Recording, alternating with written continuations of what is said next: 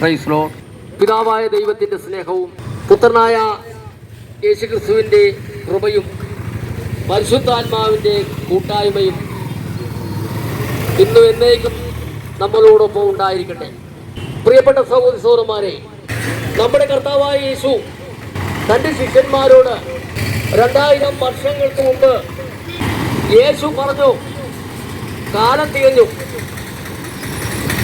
ദൈവരാജ്യം സമീപിച്ചിരിക്കുന്നു, മാനസാന്തരപ്പെട്ട് സുവിശേഷത്തിൽ വിശ്വസിപ്പിക്കും. പ്രിയപ്പെട്ടവരെ, കർത്താവിൻ്റെ രണ്ടാം വരവിനെ കുറിച്ച് ഇന്ന് ലോക സംഭവങ്ങളെല്ലാം വിളിച്ചു പറയുന്നു. വിശുദ്ധ ബൈബിളിൽ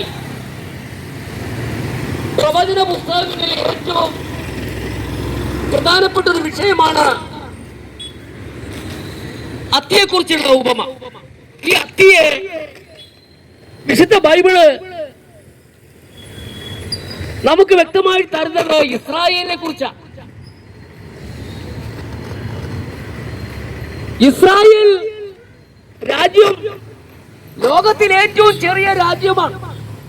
പക്ഷേ ഇന്ന് ഇസ്രായേലിനെ നോക്കിയാണ് മറ്റു രാജ്യങ്ങളെല്ലാം ഭയപ്പെട്ടുകൊണ്ടിരിക്കുക. കാരണം എന്തുകൊണ്ടാണ്? കാരണം ഇസ്രായേൽ ജനം ദൈവത്തിന്റെ ജനമായിരുന്നു. ഇവിടെ ഭൂമിയിൽ മറ്റു യഹൂദ വർഗത്തിൽപ്പെട്ടവരല്ലാത്ത ബാക്കി ഒരു മനുഷ്യർക്കും ഒരു പ്രമാണവും ഒരു കൽപ്പനയും ഇല്ലാതിരിക്കുമ്പോൾ അവർക്ക് മാത്രം ദൈവം ന്യായപ്രമാണം കൊടുത്തു. അവർക്ക് 10 കൽപ്പനകൾ കൊടുത്തു. അവർക്ക് ദേവാലയം കൊടുത്തു. അവർക്ക് പുരോഹിതനെ കൊടുത്തു.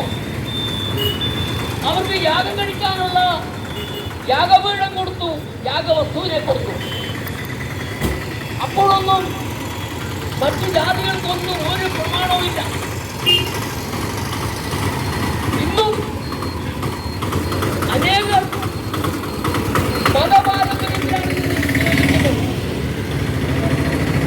അതുകൊണ്ട് പ്രിയപ്പെട്ടവരെ, യേശു കർത്താവ് പറഞ്ഞു, കാലം തികഞ്ഞു, ദൈവരാജ്യം സമീപിച്ചിരിക്കുന്നു, മാനസാന്തരപ്പെട്ട് സുവിശേഷത്തിൽ വിശ്വസിക്കും. അപ്പൊ ലോകത്തിലുള്ള സകല ജനങ്ങൾക്കും തന്നിരിക്കുന്ന ഒരു പ്രമാണമുണ്ട്. അതാണ് സുവിശേഷം. ആ സുവിശേഷം കേട്ട് വിശ്വസിക്കണമെന്നാണ് പിതാവായ ദൈവത്തിന്റെ ഇഷ്ടം. അതിനുവേണ്ടിയാണ് തന്റെ പുത്രനെ സ്വർഗത്തിൽ നിന്നും ഭൂമിയിലേക്ക് അയച്ചത്. ഭൂമിയിൽ വന്ന് ഒരു മനുഷ്യനായി പിറന്ന് 30ാമത്തെ വയസ്സിൽ ജോർദാൻ നദിയിൽ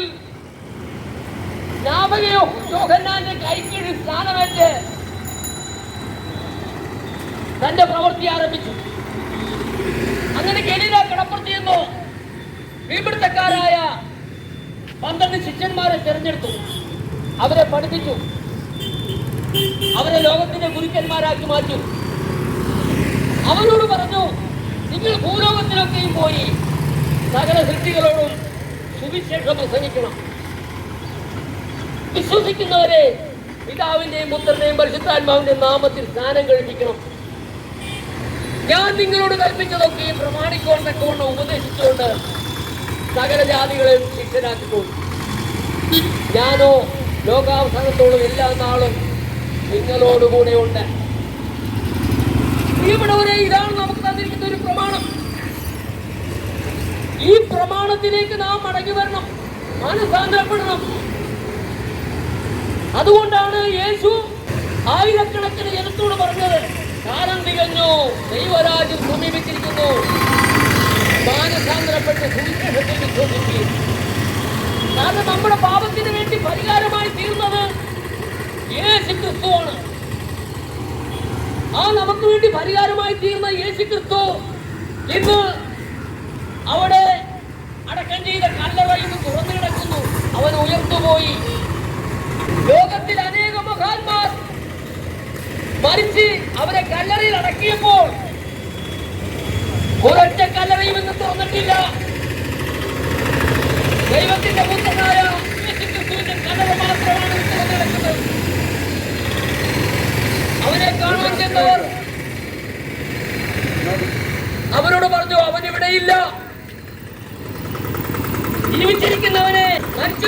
ഭൂമിയിൽ അന്വേഷിക്കുന്നത് എന്ത് എന്ന് ചോദിച്ചു.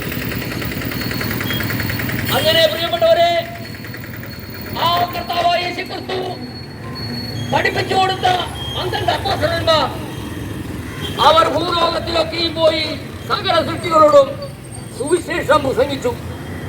ആ സുവിശേഷം ഇന്നും പ്രസംഗിച്ചു കൊണ്ടിരിക്കുകയാണ്. തന്റെ അപ്പോസ്തലന്മാർ 12 പേരും പോയി ഭൂമിയിൽ നിന്ന് മാറ്റപ്പെട്ടു പോയി. പക്ഷേ ഇന്നും ആ സുവിശേഷം ഇന്നും പ്രസംഗിച്ചു കൊണ്ടിരിക്കുകയാണ്. ഇത് കർത്താവായ യേശുക്രിസ്തുവിന്റെ വരവും വരെയുമല്ല, ലോകത്തിന്റെ അവസാനം വരെയും ഈ സുവിശേഷം പ്രസംഗിച്ചുകൊണ്ടിരിക്കും. കാരണം എന്തുകൊണ്ടാണ്? പിതാവായ ദൈവത്തിന്റെ ഇഷ്ടം എന്താണ്? ഒരു മനുഷ്യൻ പോലും നശിച്ചു പോകരുത്. ഒരു മനുഷ്യൻ പോലും നശിച്ചു പോകാതെ എല്ലാവരും നിത്യജീവൻ പ്രാപിക്കണം. നാം എല്ലാവരും ഈ ഭൂമിയിൽ നിന്ന് മാറ്റപ്പെടേണ്ടവരാണ്. ഒരു ദിവസം ആത്മാവും ശരീരവും തമ്മിൽ വേർപിരിയും. അതിന് നമ്മൾ മരണമെന്ന് പ്രഖ്യാപിക്കുന്നു. പക്ഷേ ആത്മാവ് മരിക്കുന്നില്ല. ആത്മാവ് നിത്യതയിൽ പോകണം. പക്ഷെ 2 വഴിയുണ്ട്. ഒന്ന് വിശ്രമ സ്ഥലവും മറ്റൊന്ന് യാതന സ്ഥലവുമാണ്. ആ യാതന സ്ഥലത്തിലേക്ക് പോയാൽ ജീവിതകാലം മുഴുവനും അവിടെ കരച്ചിലും പല്ലുകടിയുമാണ്. എന്നാൽ വിശ്രമ സ്ഥലമുണ്ട്. ആ വിശ്രമ സ്ഥലത്ത് പോകുന്നവർ കർത്താവിന്റെ 2ാം വരവിൽ അവിടുന്ന് ഉയർത്തും. അവിടെ പത്രോസ് ഉണ്ടായിരുന്നു, പൗലോസ് ഉണ്ട്, യോഹന്നാനുണ്ട്, യാക്കോബുണ്ട്, അന്ത്രയോസ് ഉണ്ട്, ഫിലിപ്പോസ് ഉണ്ട്, യേശുവിന്റെ അമ്മ മറിയ ഉണ്ട്. ഇവിടുന്ന് പോയ വിശുദ്ധന്മാരെല്ലാവരും അവിടെ വിശ്രമിക്കുകയാണ്. ആ കൂട്ടത്തിൽ നമ്മളും പോയി വിശ്രമിക്കേണ്ടവരാണ്. ഒരു പക്ഷേ കർത്താവ് വന്നാൽ നാം ഇവിടുന്ന് രൂപാന്തരം പ്രാപിച്ചു പോകേണ്ടവരാണ്. നാം ഇവിടുന്ന് രൂപാന്തരം പ്രാപിച്ചു പോകണമെങ്കിലും, നാം ഇവിടുന്ന് വിശ്രമ സ്ഥലത്ത് പോകണമെങ്കിലും നമ്മുടെ മതാചാരങ്ങൾ കൊണ്ട് സാധ്യമല്ല. ഒരു മതത്തിനും ഒരു മനുഷ്യനെ രക്ഷിക്കുവാൻ കഴിയില്ല. ഭൂമിയിൽ ജീവിക്കുന്നത്രയും കാലം ഏത് മതത്തിൽ ജീവിച്ചാലും അവന് ജീവിക്കാം. പക്ഷേ മരണശേഷം ഒരു ജീവിതമുണ്ട്. ആ ജീവിതം സ്വർഗത്തിൽ പോകണമെന്നുണ്ടെങ്കിൽ നമുക്ക് വേണ്ടി കാൽവരി കുരിശിൽ യാഗമായി തീർന്ന യേശു കർത്താവ് നമുക്ക് തന്നിരിക്കുന്ന കൽപ്പന അനുസരിച്ചെങ്കിൽ മാത്രമേ സ്വർഗരാജ്യം നമുക്ക് ലഭിക്കത്തുള്ളൂ. അതുകൊണ്ട് യേശു പറയുന്നു, ഞാൻ തന്നെ വഴിയും സത്യവും ജീവനുമാകുന്നു. ഞാൻ മുഖാന്തരമില്ലാതെ ആരും പിതാവിന്റെ അടുക്കലെത്തുന്നില്ല. ഞാൻ സൗമ്യതയും താഴ്മയും ഉള്ളവനാകയാൽ എന്റെ മുഖം ഏറ്റുകൊണ്ട് എന്നോട് പഠിക്കുവിൻ, എന്നാൽ നിങ്ങളുടെ ആത്മാക്കൾക്ക് ആശ്വാസം കണ്ടെത്തും എന്ന് യേശു കർത്താവല്ലാതെ മറ്റാരും പറഞ്ഞിട്ടില്ല. അതുകൊണ്ട് പ്രിയപ്പെട്ടവരെ, കർത്താവിന്റെ വരവ് എത്രയും ആസന്നമായിരിക്കുന്നു. ഒരുത്തൻ പോലും നശിച്ചു പോകാതെ എല്ലാവരും നിത്യജീവൻ പ്രാപിക്കണമെന്നാണ് പിതാവായ ദൈവത്തിന്റെ ഇഷ്ടം. അതുകൊണ്ട് നമ്മുടെ ഈ പാരമ്പര്യമെല്ലാം വിട്ട് നാം ഒന്ന് മാനസാന്തരപ്പെടേണ്ടതാണ്. വെളിപ്പാട് പുസ്തകം 3-ാം അധ്യായം 14 വായിക്കുമ്പോൾ അവിടെ വ്യക്തമായി എഴുതിയിരിക്കുന്നു, ആകയാൽ നീ ജാഗ്രത ഉള്ളവനായിരിക്കുക, മാനസാന്തരപ്പെടുക. ഞാനിതാ വാതിക്കൽ നിന്ന് മുട്ടുന്നു. ആരെങ്കിലും എന്റെ വാക്ക് കേട്ട് ആരെങ്കിലും വാതിൽ തുറന്നാൽ ഞാൻ അവനോടും അവൻ എന്നോടും കൂടി അത്താഴം കഴിക്കുമെന്നാണ് യേശു പറഞ്ഞത്. അതുകൊണ്ട് പ്രിയപ്പെട്ട സഹോദരന്മാരെ, എന്നെ കേൾക്കുന്ന എൻ്റെ സ്നേഹിതന്മാരായ ചേർത്തല, തെക്കേങ്ങാടി പ്രദേശത്തുള്ള എൻ്റെ എല്ലാ സഹോദരി സഹോദരന്മാരോടും സുഹൃത്തുക്കളോടും കുഞ്ഞുമക്കളോടും മാതാപിതാക്കന്മാരോടും ഒരിക്കൽ കൂടി ഞാൻ നിങ്ങളോട് സ്നേഹത്തിൻ്റെ ഭാഷയിൽ പറയുകയാണ്, നമ്മളാരും നശിച്ചു പോകരുത്. നമുക്കെല്ലാം സ്വർഗത്തിലെത്തണം. അതിന് ഒറ്റ വഴിയേ ഉള്ളൂ. യേശു പറഞ്ഞ വഴിയാണ്, ഞാൻ തന്നെ വഴിയും സത്യവും ജീവനുമാകുന്നു. ഞാൻ മുഖാന്തരമല്ലാതെ ആരും പിതാവിൻ്റെ അടുക്കൽ എത്തുകയില്ല. അതുകൊണ്ട് കർത്താവായ യേശുക്രിസ്തുവിൽ സുവിശേഷത്തിൽ വിശ്വസിക്കുക. എന്നാൽ നീയും നിന്റെ കുടുംബവും രക്ഷ പ്രാപിക്കുമെന്ന് പറഞ്ഞുകൊണ്ട് ഞാൻ എൻ്റെ വാക്കുകൾ ചുരുക്കുകയാണ്. എന്നീ ശബ്ദപരിധിക്കുള്ളിൽ എന്നെ ശ്രമിച്ചുകൊണ്ടിരുന്ന എല്ലാ മാന്യ ശ്രോതാക്കളെയും, എല്ലാ വ്യവസായികളെയും, എല്ലാ സഹോദരിമാരെയും സഹോദരന്മാരെയും കുഞ്ഞുമക്കളെയും എല്ലാവരെയും ഒരിക്കൽ കൂടി കർത്താവായ യേശുക്രിസ്തുവിന്റെ നാമത്തിൽ അനുഗ്രഹിച്ചുകൊണ്ട് നിങ്ങൾ ധാരാളമായി ദൈവം അനുഗ്രഹിച്ചെന്ന് പറഞ്ഞുകൊണ്ട് ഞാൻ എൻ്റെ വാക്കുകൾ ചുരുക്കുന്നു. എല്ലാവർക്കും ദൈവത്തിന് പോകും.